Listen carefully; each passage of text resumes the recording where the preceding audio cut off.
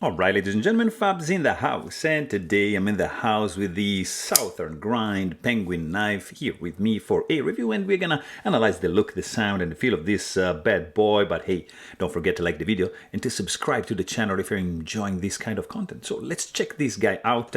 First of all, let's see how big this guy is, because overall length of this one is gonna be 8.2 inches overall, with a 3.5 inch long cutting edge blade and a handle of 4.6 inches. But let's see how this guy compares up against a couple of popular options. Here you have your Ontario Rat number 2, and of course, you guessed it, that's the Ontario Rat number 1. As you can see, this is a very interesting size because it's in between these two boys, and anytime that something is in between these two guys, it happens to be a very cool size indeed. Here you have your Benchmade mini bag out, which is a tiny one compared to that, of course, and of course Benchmade bag out, which is still gonna be a tiny one compared to the Southern Grind, which is not that big, but you know, the bag out, it's not a huge knife. Here you have a Spyderco Para 3, which you can actually see that the handle is not that big, but overall length it kind of is. And here you have your Spyderco Paramilitary 2, which is pretty much the same size of the Southern Grind, but with a little bit less cutting edge compared to the Penguin. And let's see just a couple options from Chris Reeve Knives. Here you have your small Sebenza 21 with a beautiful spirograph Damascus blade, and here you have your large Sebenza 21, which has a longer blade. This is like around 3.6 inches, so you can see that it's slightly bigger than the Penguin. A couple options from Shirogorov you get over here. This is the Neon R20, and this is your Shirogorov F95 Slim Nudist. Let me show you just a couple options, like from Custom Knife Factory, Russian company. This is the 520 Philippe Georget designed, and this is the Snafu 2.0 designed by Peter Rassenti, and these are this is a big boy, of course, but these two guys, look at that. That's the kind of like the ideal size right now for me. I think I like very much this kind of size. And let me show you just another couple because we have them here. This is, of course, Rotten Design Evo 2.0, also Custom Knife Factory, and what else? Let me show you also these two boys. This is the Crooked River from Benchmade, so it's another big boy. Look at that. It's kind of like dwarfing the Southern Grind.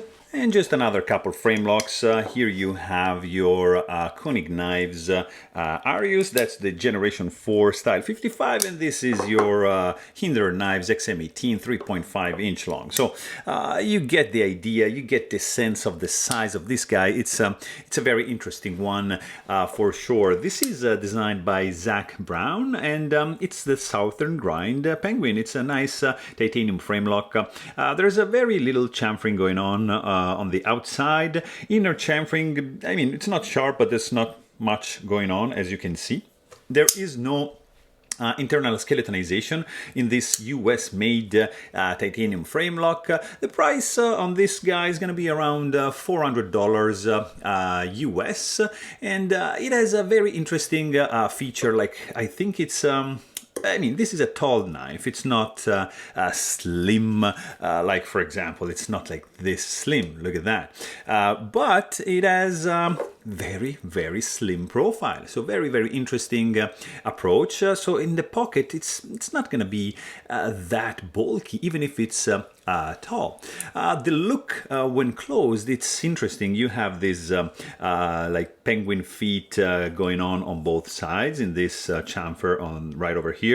So it's kind of like symmetrical, and then you have a nice 2D milling. It's like flat, and you have some rounding off in this area over here, so there's some attention that went into the design of this one. You have overall like a nice a nice look. It's super slim, and I really love that. Of course, you've got a couple of standoffs going on. There's no backspacer, no lanyard hole option for you, no internal skeletonization, but that surprisingly won't reflect that much on the weight. You have a nice finger groove over here, which is gonna be pretty useful in the filling department of this knife. And you have the blade, which is pretty perfectly centered and nicely deep, like buried down. So you see there's no way you can't touch it. Even if I jam my finger in it, super safe. You have pretty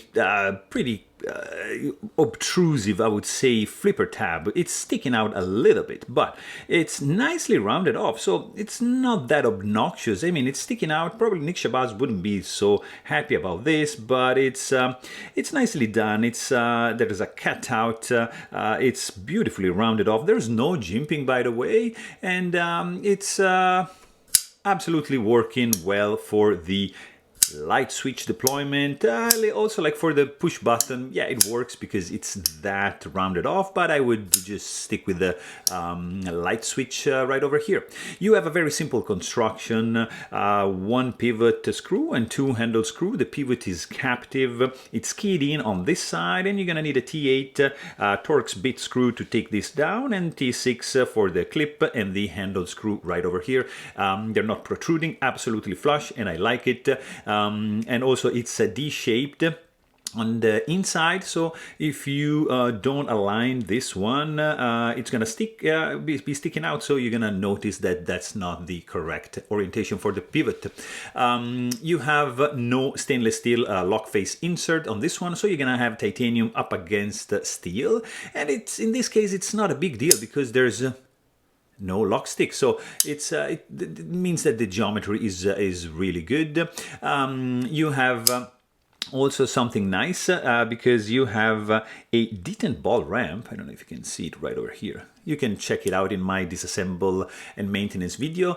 So you have a nice detent ball ramp, which is going to contribute into smoother action overall. So that's a very good thing.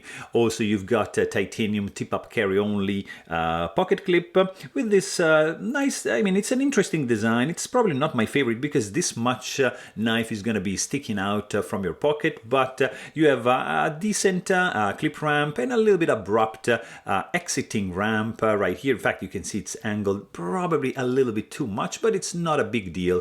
Nice clip retention, so it's absolutely safe as a clip. It's not reversible, you cannot mount it on this side, so it's just mostly for right-handed people. You have a very interesting blade design, nice worn clip profile. You have some jimping, which is oriented in like this way. You see, it's like not just symmetric, but it's designed so that your finger, it's unlikely to slide in this way, so it's gonna be retained mostly like right in the position. So very cool design, interesting for sure. And then you have a nice chamfer going on, very nicely rounded off up to this point where you meet a swedge, just a little swedge, and then it drops down, and you have probably 20% belly, straight edge up to the sharpening choil right over here. And I can see that right over here at the heel of the blade, the stock is thickening a little bit, but not by a huge deal. You have a pretty cool stone wash finish, flat grind. You have a nice cut out in the blade with, of course, a nice chamfer all around. So absolutely pleasant to the touch and not sharp by any means. So really cool. Southern grind, USA marking on this side. You have S90V and I'm assuming the model number on this one, but very contained billboard. Let's just check the stock thickness here. So let's see, this is not like a crazy thin thick blade, so 0.132 inches, and if you check, let's say at this point, the like behind the edge. It's kind of like thin. Look at that, 0.02 inches. So it's a very good slicer. It's not like extremely thin, but it's a very, very good blade design because of the profile, because of the thickness, nice edge symmetry, the grind symmetry, it's spot on, and it's a very cool slicer indeed. You've got basically no thumb ramp going on, just some jimping right over here, and overall I really can say that I like this one. You can even do something like that method of deployment, so very interesting. I mean, beside the flipper tab. From the sound department, it's a very, very interesting opening sound. Listen to this. Very, very nice whipping sound. Look at that.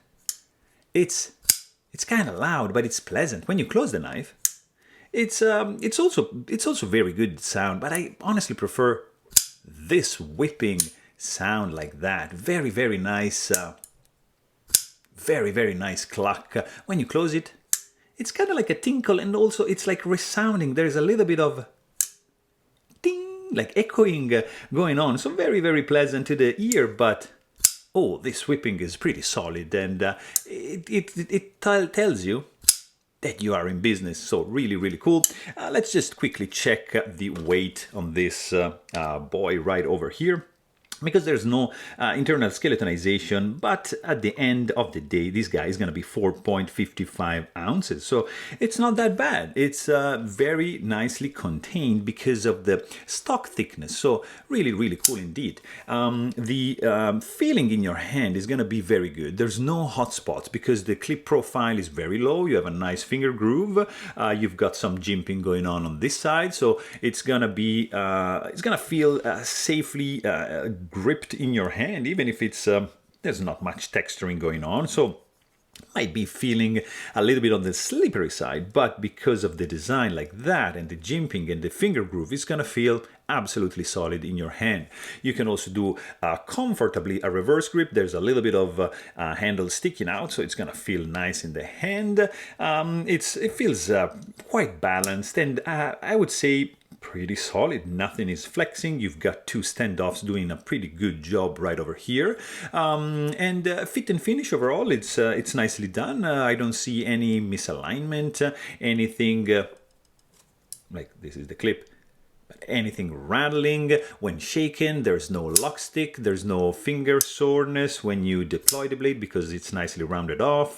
The access to the lock bar, it's pretty well designed. You see it's asymmetric, so you have a relief area so your thumb can just, you know, disengage the lock bar super easily. So nicely done. You also have a detent ball ramp for a nice and you see, kind of like seamless closing actions. There's no hard step. It's well put together. Of course, this guy is running on bearings, and it deploys really fast. There is, as you can see, as soon as you disengage the lock bar, the blade is falling, then the flipper tab hits your thumb, and then you're gonna have just to wiggle a little bit to close the knife. So there's no guillotine effect as you hold the knife in the vertical position. Just a gentle wiggle, boom, the blade is gonna close nice and smoothly. So very, very interesting. You've got also a little bit of magnetic effect right over here, so a little bit of detent suction going on. So on the feeling department, we are pretty good, and the feel, it's very, very nice in the hand. So I mean, look, overall, it's very good. I love the blade profile. I like how slim this guy is. Very, very cool opening sound. Very nice ergos. I mean, it's a well put together knife. So there you have it. Hope you guys enjoyed this video. Please don't forget to subscribe, and thanks for watching. Stay tuned.